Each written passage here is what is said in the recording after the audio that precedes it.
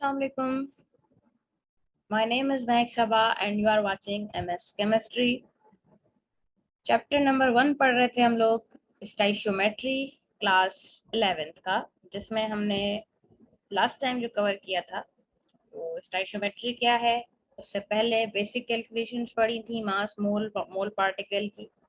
अब है आपके पास the next relationship that is mass volume relationship.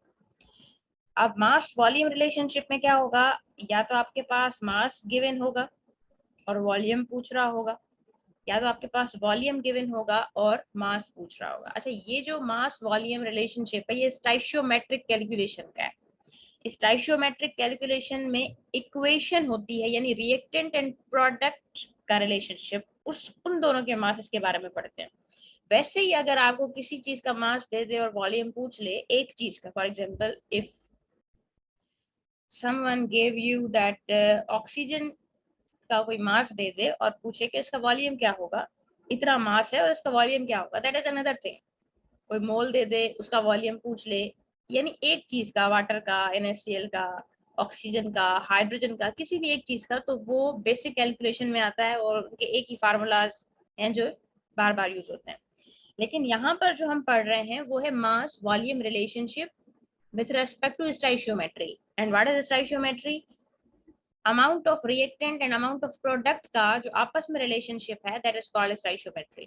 तो यहाँ पर आपको किसी भी चीज का, यानी रिएक्टेंट का या फिर प्रोडक्ट का मास या वॉल्यूम दे देगा और आपसे मास या वॉल्यूम ही पूछ लेगा। हो सकता है मास दे दे रिएक्टेंट का और प्रोडक्ट का वॉल्यूम पूछ ले, हो सकता है प्रोडक्ट का मास दे दे और रिएक्टेंट का वॉल्यूम पूछ ले, तो ये कुछ भी पूछ सकता है।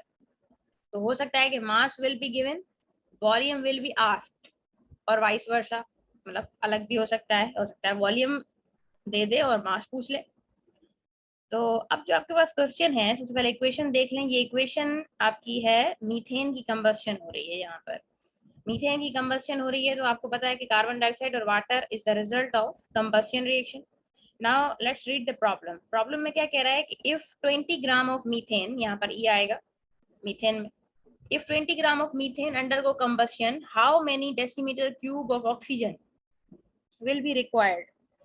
कह रहा है कि अगर मीथेन के आपको 20 ग्राम कंबस्ट करवाने हैं, कंबस्शन रिएक्शन में लेकर जाने हैं, तो फिर ऑक्सीजन के कितने डेसीमीटर क्यूब रिक्वायर होंगे। ठीक है, और आधी प्रॉब्लम बाद में पढ़ते हैं। तो लेट्स सॉल्व इट।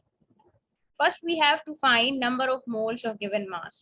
अब आपको सबसे पहले आपको पता है कि ये जो इक्वेशन है, यहाँ पर ड्रॉ समथिंग, कहाँ जा रहा है भाई।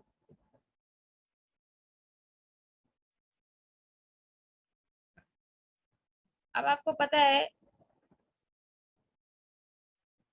कि इसका मास कितना होता है। एक मिनट, माउस काम नहीं कर रहा।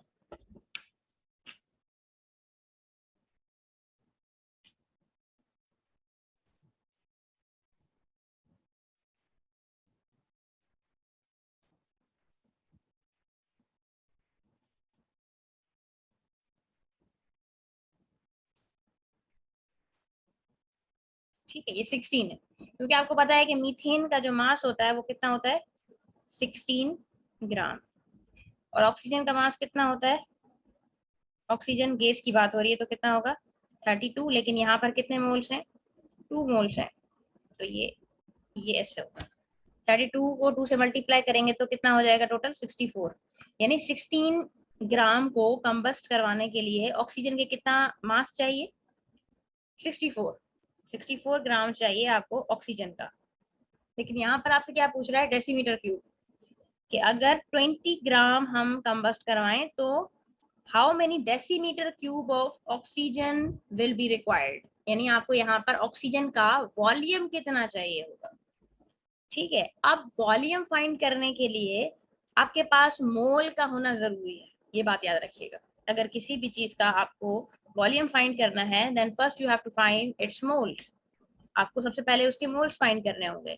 अब मोल जब हमें इसके मोल्स हमें तब मालूम हो सकते हैं, यानी अब हमें क्या चाहिए, ऑक्सीजन का वॉल्यूम चाहिए एक्चुअली, लेकिन ऑक्सीजन के वॉल्यूम से पहले हमें क्या चाहिए, ऑक्सीजन के मोल्स चाहिए। अब ऑक्सीजन के मोल्स हमें तब मिलेंगे जब हमें मीथेन के मोल्स पता होंगे, और मीथेन का आपके पास मास गिवन है लेकिन मोल्स गिवन नहीं है। तो जब हम मीथेन का जो आप सबसे पहला स्टेप क्या होगा, और ये मैंने आपको पहले मास मास रिलेशन में भी बताया था कि what ever you have first, सबसे पहले व्हाट एवर यू फाइंड, कुछ भी करना हो सबसे पहले जो भी मास आपको गिवन होगा प्रॉब्लम में, you have to convert it into moles. हमें क्या करना होगा, उस मास को मोल में कन्वर्ट करना होगा। अब ये जो 20 ग्राम आपको मीथेन का मिला हुआ है, सबसे पहले जाकर हम इसको क्या करेंगे, कन्वर्ट कर देंगे मोल्स में। अब जैसे ही हम इसको कन्वर्ट कर देंगे मोल्स में, यानी आपको मिल जाएंगे किसके मोल्स, मीथेन के मोल्स। अब आप यहाँ पर देख सकते हैं कि 1 mole of methane require 2 mole of oxygen. ठीक है, 1 मोल ऑफ मीथेन को कितने मोल्स चाहिए, ऑक्सीजन के 2 मोल्स चाहिए। तो अब हमें पता करना है कि 20 ग्राम अगर आपके पास मीथेन है तो वॉल्यूम कितना चाहिए ऑक्सीजन का। तो वॉल्यूम फाइंड करने से पहले आपके पास क्या होने चाहिए, मोल्स। अब मोल्स तब ही आपको पता चल सकते हैं ऑक्सीजन के जब आपके पास मीथेन के मोल्स होंगे। जैसे कि अभी हमारे पास मीथेन का 1 मोल है, तो यहाँ पर ऑक्सीजन के कितने मोल चाहिए, 2 मोल्स। तो अब चेक करेंगे कि इस 20 ग्राम में कितने मोल्स हैं। तो जो 20 ग्राम में जो मोल्स आएंगे उसके हिसाब से कंपेयर करेंगे कि अब ऑक्सीजन कितना चाहिए। ठीक है, तो 20 ग्राम को सबसे पहले हमने क्या कर लिया, मोल्स में कन्वर्ट कर लिया, और 20 को हम क्या करेंगे, डिवाइड कर देंगे 16 से। 16 से क्यों डिवाइड किया है, क्योंकि मीथेन का जो मॉलिक्यूलर मास होता है, और we can say molar mass, वो क्या होता है 16। Given mass is 20 and molar mass is 16, divide कर लिया तो आपका पास आंसर आ जाएगा 1.25। अब ये क्या है, मोल्स है, ये क्या है, मोल्स है। यानी मीथेन के अगर आपके पास 1.25 मोल्स हैं तो ऑक्सीजन का वॉल्यूम कितना होगा, ये वो पूछ रहा है। अब देखें कि 1 मोल ऑफ मीथेन को कितने मोल चाहिए ऑक्सीजन के, 2 मोल्स। ठीक है, यहाँ पर मैंने लिख दिया है कि 1 mole of methane require how many moles, 2 moles. कितने मोल चाहिए इसको, 2 मोल्स चाहिए।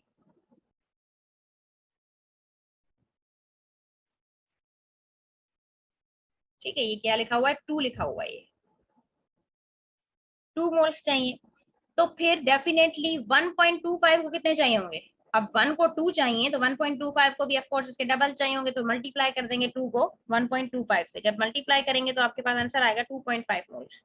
दैट मींस कि मीथेन के 1.25 मोल को, 1.25 मोल यानी 20 ग्राम, जिसको हमने अभी कन्वर्ट किया है, तो 1.25 मोल्स को या 20 ग्राम को ऑक्सीजन के मोल्स कितने चाहिए, 2.5 मोल्स। लेकिन क्वेश्चन में अभी तक आपसे क्या पूछ रहा था, वॉल्यूम पूछ रहा था।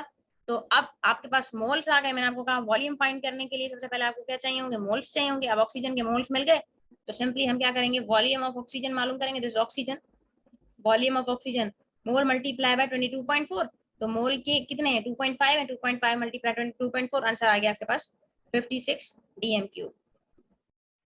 ठीक है, अब आपका आधा सवाल हुआ है अभी तक। हमने क्या पूछा था, how many decimetre cube of oxygen will be required, also calculate the volume of carbon dioxide and water. अब कह रहा है कि इस इक्वेशन में, ये जो इक्वेशन है हमारे पास,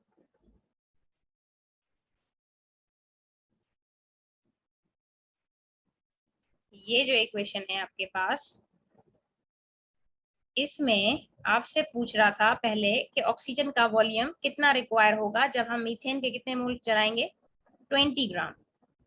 तो अब पूछ रहा है कि जब आपने इसका वॉल्यूम फाइंड कर लिया है तो इसका वॉल्यूम भी फाइंड करें और इसका भी वॉल्यूम फाइंड करें। अब आप देखें यहाँ पर कितने मोल्स हैं ऑक्सीजन के, 2 मोल्स, और वाटर के भी कितने मोल्स हैं, 2 मोल्स। तो दोनों सेम है, तो जो वॉल्यूम इसका होगा वही वॉल्यूम इसका होगा, क्योंकि वॉल्यूम तो सबका सेम होता है। 1 मोल जो है वॉल्यूम में, 1 मोल किसके बराबर होता है, 22.4 decimetre cube. 1 mole is equal to 22.4 decimetre cube, क्योंकि वॉल्यूम जो है वो सबका सेम है, मास सेम नहीं होता है। मास में 1 मोल, अब कार्बन की बात करेंगे तो 1 मोल में 12 ग्राम होंगे, ऑक्सीजन की बात करेंगे तो 1 मोल में 16 ग्राम होंगे, वाटर की बात करेंगे तो 1 मोल में 18 ग्राम होंगे। लेकिन जब हम वॉल्यूम की बात करेंगे तो चाहे आप वो किसी का भी 1 मोल लेकर आ जाएं, वाटर का, ऑक्सीजन का, कार्बन डाइऑक्साइड का, किसी भी चीज का लेकर आएंगे तो उसका वॉल्यूम यही होगा 22.4 डेसीमीटर क्यूब। तो जब ऑक्सीजन का वॉल्यूम आपने फाइंड कर लिया है, और ऑक्सीजन का वॉल्यूम कितने मोल्स का है, 2 मोल्स का, और यहाँ पर भी वाटर के कितने मोल्स हैं, 2 मोल्स हैं, ठीक है। तो जो ऑक्सीजन का यहाँ पर वॉल्यूम आया होगा 20 ग्राम को बर्न करने से, कंबस्ट करने से, ऑक्सीजन का वॉल्यूम आपके पास कितना आया है, 56। तो डेफिनेटली वाटर का भी वही आएगा, क्योंकि कोएफिशिएंट क्या है वाटर का और ऑक्सीजन का, सेम है, तो वॉल्यूम भी दोनों का क्या आएगा, सेम आएगा। अब जो वॉल्यूम इन दोनों का आया है, अब देखें carbon dioxide is half of both of these, यानी ऑक्सीजन और वाटर से जो कार्बन डाइऑक्साइड है वो क्या है, आधी। तो जो भी इसका वॉल्यूम होगा, इसका वॉल्यूम क्या आया है हमारे पास, 56, और हमने क्या कहा कि इसका वॉल्यूम भी हमारे पास कितना होगा, 56 होगा डेफिनेटली। तो इसका कितना होगा, इसका आधा हो जाएगा, और वो होगा 28 मेरे ख्याल से, देख लेते हैं, 28 ही होगा। अब देखिए यहाँ पर मैंने लिख दिया है कि for volumes of carbon dioxide and water, moles of carbon dioxide are 1.25, आपको देखा था कि 1.25 थे। अब आप ये भी देख लेते हैं कि कार्बन डाइऑक्साइड के मोल्स कितने आए थे, मीथेन के मोल कितने आए थे, 1.25, राइट। मीथेन के मोल्स कितने आए थे, 1.25। तो डेफिनेटली कार्बन डाइऑक्साइड के मोल भी कितने होंगे, 1.25, और ऑक्सीजन के मोल्स कितने होंगे, 2.5, और वाटर के भी मोल्स कितने होंगे, 2.5। आप देखें मीथेन और कार्बन डाइऑक्साइड सेम रेशियो में मौजूद है, यहाँ पर भी 1 है, और कार्बन डाइऑक्साइड भी क्या है, 1 है, और ऑक्सीजन और वाटर क्या है, सेम रेशियो में। तो जो नंबर ऑफ मोल्स मीथेन के होंगे वही कार्बन डाइऑक्साइड के होंगे, और जो नंबर ऑफ मोल्स ऑक्सीजन के होंगे वही वाटर के होंगे। तो यहाँ पर जब आपके पास मीथेन के नंबर ऑफ मोल्स आए थे, तो उसी को लेकर हम आए कि moles of carbon dioxide are 1.25 and moles of water are 2.5। ठीक, ये अकॉर्डिंग टू मीथेन आया है, और ये अकॉर्डिंग टू ऑक्सीजन आया है, क्योंकि ये मीथेन के रेशियो के साथ था और ये वाटर के रेशियो के साथ था।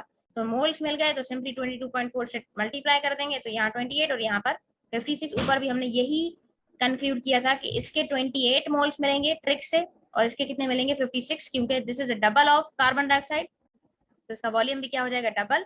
और जितना वॉल्यूम ऑक्सीजन का होगा उतना ही वॉल्यूम क्या होगा, कार्बन डाइऑक्साइड का होगा, सॉरी, जितना वॉल्यूम ऑक्सीजन का होगा उतना ही वाटर का होगा, क्योंकि ये दोनों किसमें सेम रेशियो में मौजूद है। अब करते हैं इसकी सेकंड प्रॉब्लम, ये इसी की है, मास वॉल्यूम की। मास वॉल्यूम की सेकंड प्रॉब्लम है आपके पास कि एक आपके पास है सॉलिड, ये आपकी बुक की एग्जांपल है, सॉलिड पोटेशियम क्लोरेट, इसका फार्मूला है KClO3। इसको अगर हम डिकम्पोज करते हैं तो आपके पास रिजल्ट मिलता है KCl and oxygen, potassium chloride and oxygen. अब कह रहा है कि ऑक्सीजन का वॉल्यूम फाइंड करना है, यानी आपको मास दिया हुआ है और वॉल्यूम फाइंड करना है। सबसे पहले मैंने आपको क्या बता दिया था कि जो भी आपके पास मास मिला होगा उसको क्या कर देंगे हम, मोल में कन्वर्ट कर देंगे। तो जब आप इसका मॉलिक्यूलर मास फाइंड करोगे तो वो आ जाएगा आपके पास 122.5, इसका मास होता है 39,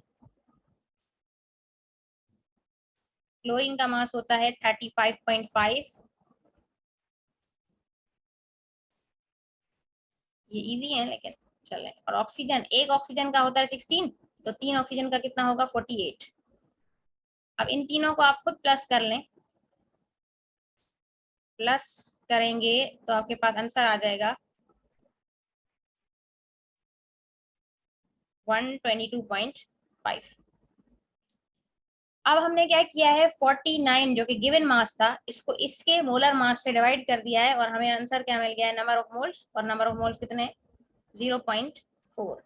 अब जितने, अब क्या करेंगे, कंपेयर करेंगे कि अगर आपको पता है कि 2 मोल पोटेशियम क्लोरेट के प्रोड्यूस कर रहे हैं ऑक्सीजन के 3 मोल्स, तो फिर 0.4 मोल ऑक्सीजन के कितने प्रोड्यूस करेंगे।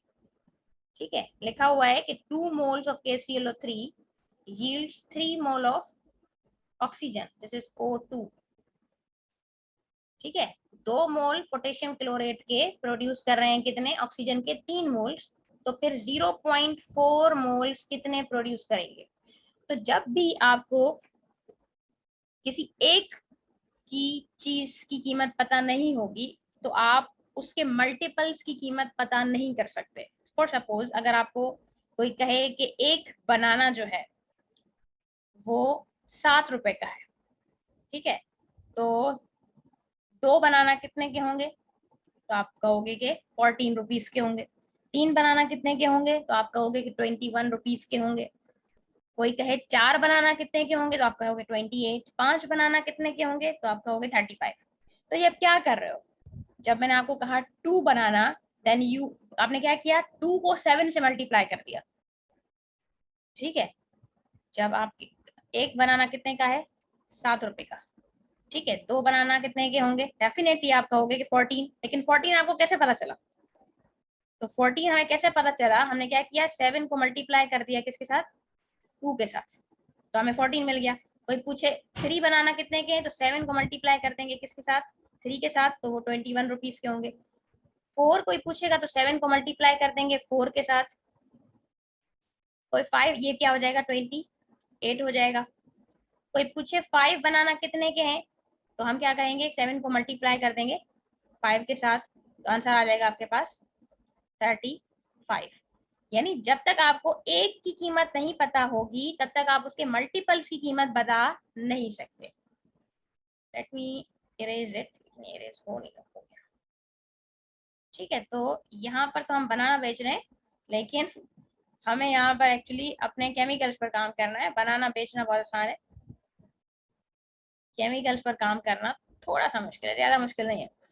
तो अब अगर कोई, ये तो आसान था आपको क्योंकि एक की कीमत पता थी। अब मैं अगर कहूँ कि 5 बनाना जो है वो 22 रुपीज के हैं, अब बताएं कि 8 बनाना कितने के होंगे, आप नहीं बता सकते। आप कहोगे उसको, भाई एक की कीमत बता, एक की कीमत बता तो मैं तुझे बताऊं। लेकिन इन्होंने क्या किया है, 5 बनाना की कीमत बता दी है और 8 की पूछ ली, हम नहीं बता सकते। तो सबसे पहले you have to find the price of 1 banana. सबसे पहले हमें एक बनाना की कीमत पता करनी है। अब अगर एक बनाना की कीमत पता करनी है तो कैसे करेंगे, यानी अब आपको क्या करना है, इस 5 को बनाना है 1। इस 5 को 1 कैसे बना सकते हैं, जब हम 5 को 5 से डिवाइड करेंगे तो क्या बन जाएगा, 1 बन जाएगा। अब मैथमेटिक्स का रूल है कि हम एक साइड पे डिवाइड नहीं कर सकते, या एक साइड पे अपनी तरफ से हम कुछ नहीं कर सकते।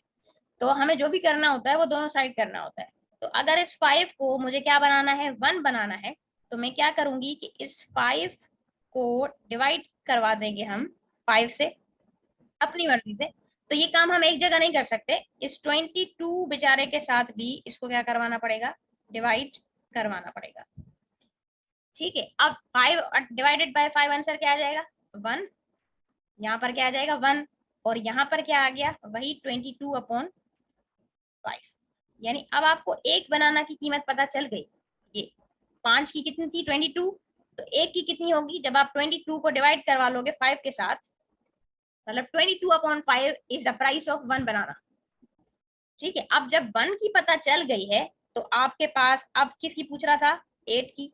तो आप सिंपली क्या कर दोगे कि जो 1 की कीमत है, यानी कितनी है 1 की कीमत, 22/5, इसके साथ मल्टीप्लाई करवा दोगे किसको, 8 को। यही कर रहे थे ना हम पीछे, कि एक बनाना ₹7 का है, तो 2 बनाना कितने के होंगे, 7 मल्टीप्लाई बाय 2।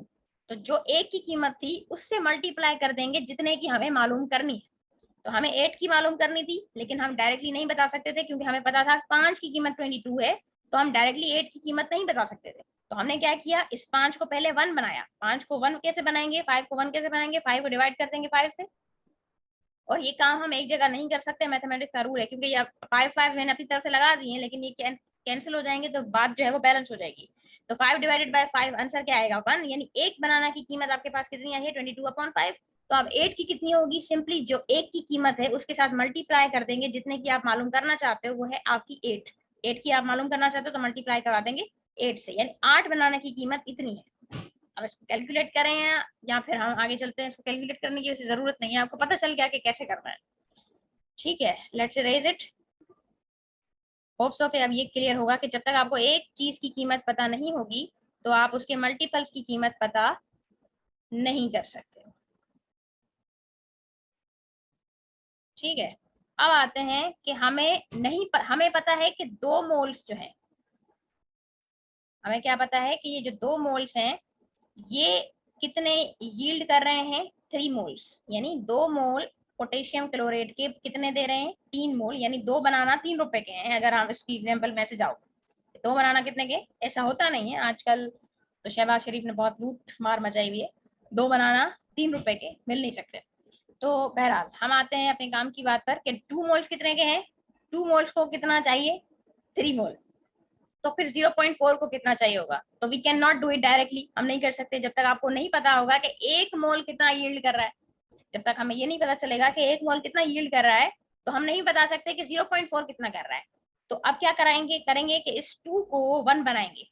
इस 2 को 1 कैसे बनाएंगे, इस 2 को 2 से डिवाइड कर देंगे। अब हम एक जगह पर तो काम नहीं कर सकते, फिर हमें क्या करना पड़ेगा, इस 3 को भी 2 से डिवाइड करना पड़ेगा। जो काम हम यहाँ करेंगे डेफिनेटली वो काम हमें यहाँ भी करना पड़ेगा, ताकि सिचुएशन जो है वो बैलेंस हो जाए।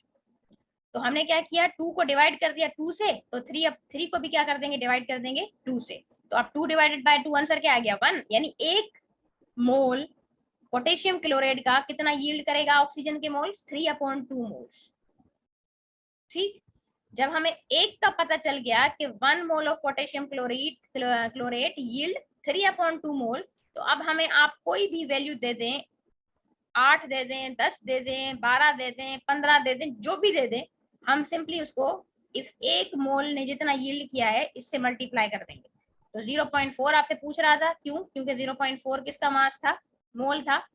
जो इसने मास दिया था आपको 49 जो इसने मोल दिए मास दिया था, उसके मोल्स जो हैं जो आपने फाइंड किए थे, उतने मोल्स का आपको मास पता चल जाएगा। 3/2 को हम क्या करेंगे, मल्टीप्लाई कर देंगे 0.4 से, तो आंसर आ जाएगा आपके पास 0.6। यानी अभी तक आपने क्या फाइंड किया है, इस ऑक्सीजन के मोल्स फाइंड किए हैं। मालूम हमें क्या करना था, volume, determine the volume of oxygen. अब सिंपल है, मोल्स मिल गए तो सिंपली इसको क्या कर देंगे, 22.4 से मल्टीप्लाई, और आंसर आ जाएगा आपके पास 13.44 dm³। ये हो गया आपका मास वॉल्यूम रिलेशनशिप। वॉल्यूम रिलेशनशिप बहुत आसान है, बहुत ज्यादा आसान है, क्योंकि इसमें आपको कन्वर्ट करने की जरूरत नहीं होती है कि आपके पास जो वॉल्यूम है पहले उसको कन्वर्ट करें मोल में, या कुछ भी करने की जरूरत नहीं है। इसलिए नहीं है यहाँ पर, ऐसी क्यों है कि क्योंकि जब हम मास वॉल्यूम कर रहे थे या मास मास कर रहे थे, तो हमें 3 स्टेप्स जो है वो दरकार थे कि सबसे पहले मास को मोल में कन्वर्ट करें, फिर मोल में मोल को कंपेयर करें, फिर मोल को दोबारा मास में कन्वर्ट करें।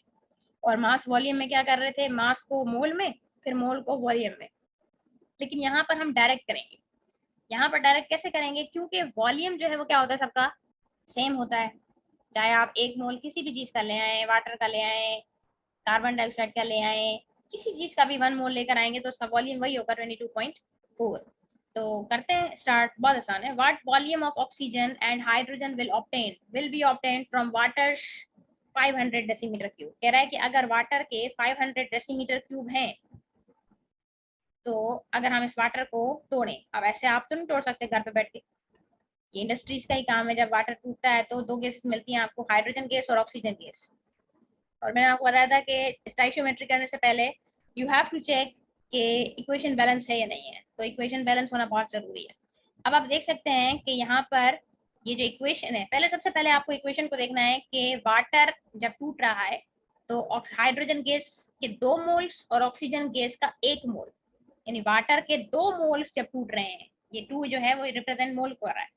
यहाँ पर 2 मोल्स वाटर के टूट रहे हैं, तो हाइड्रोजन के भी 2 मोल्स मिल रहे हैं और ऑक्सीजन का 1 मोल मिल रहा है। ठीक है, तो number of moles of water is equal to 2 same as hydrogen, यानी जितने मोल्स वाटर के हैं हाइड्रोजन के भी उतने ही हैं। तो जब हमारे पास वाटर के 500 डेसीमीटर क्यूब हैं, तो डेफिनेटली हाइड्रोजन के भी कितने मिलेंगे, 500। सो 500 decimetre cube is the volume of hydrogen. अब ऑक्सीजन क्या है, वाटर का आधा है, तो 500 का आधा क्या हो जाएगा, 250। सिंपल, वाटर और हाइड्रोजन के नंबर ऑफ मोल्स बराबर हैं, 2, इसके भी 2 हैं तो इसके भी 2 हैं, तो इसका 500, इसका भी 500 होगा। और वाटर और ऑक्सीजन का जो रिलेशनशिप है वो हाफ हाफ का है, यानी यहाँ पर 2 है तो यहाँ पर क्या है, 1 है, तो यहाँ 500 होगा, तो यहाँ कितना होगा, definitely 250। 2 moles of water yield 1 मोल, तो 500 कितना करेगा, डेफिनेटली 250 करेगा, क्योंकि हम उसको क्या कर देंगे, आधा कर देंगे। दूसरी प्रॉब्लम देखते हैं। Calculate the volume of CO2 at STP that can be produced by complete burning of 550 decimeter cube, not 500, of butane gas. अब ब्यूटेन गैस, ब्यूटेन कहते हैं C4, जब कार्बन 4 होते हैं तो उसको कहते हैं ब्यूटेन, और हाइड्रोजन इसके साथ आएंगे 10। ये है ब्यूटेन का फार्मूला, और इन्होंने इक्वेशन आपको बिल्कुल बैलेंस करके दी है। ये भी आपकी बुक की एग्जांपल है।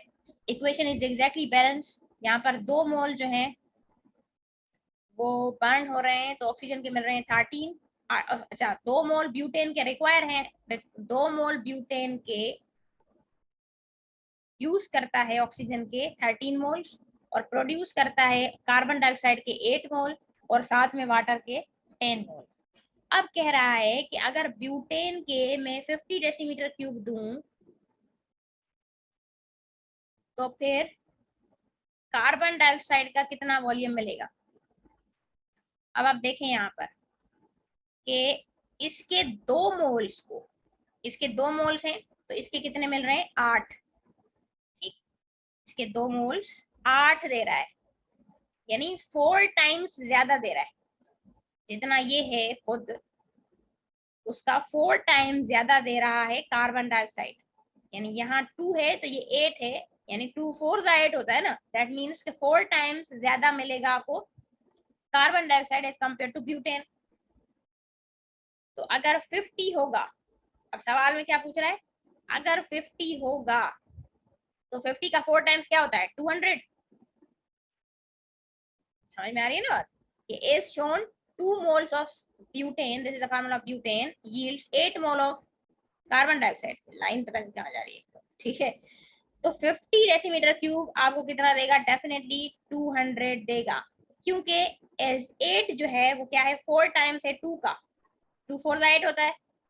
तो 50 को भी क्या कर देंगे 4 टाइम्स कर देंगे, 50 का 4 टाइम होता है 200। तो सिंपली हमें सिर्फ डबल ट्रिपल करना होता है वॉल्यूम वॉल्यूम रिलेशनशिप में, और कुछ भी नहीं है,